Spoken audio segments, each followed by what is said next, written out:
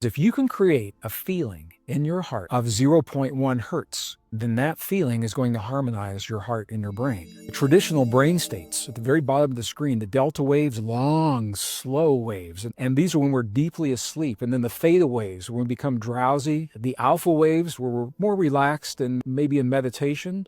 Beta waves, this is where maybe you are right now when we're busily engaged in daily activities. But there is another brain state that scientists are working with now, and it is above the beta wave. It is called gamma.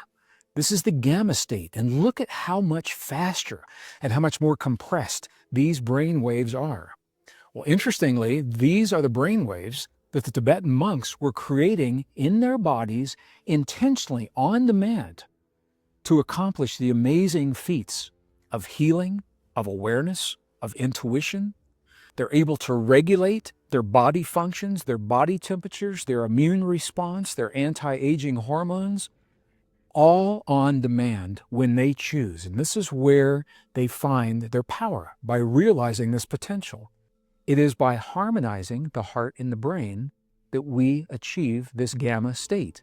The gamma state is what allows us very fast processing of storage and information and retrieval.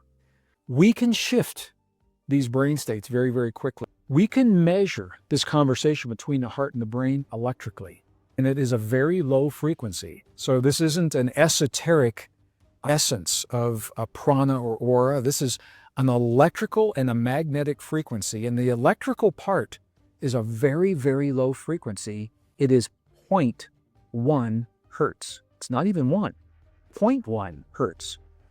This is such a low frequency, you can't even hear this. It is right on the threshold between feeling and hearing. It's a frequency that whales use to communicate in the oceans. Very universal frequency.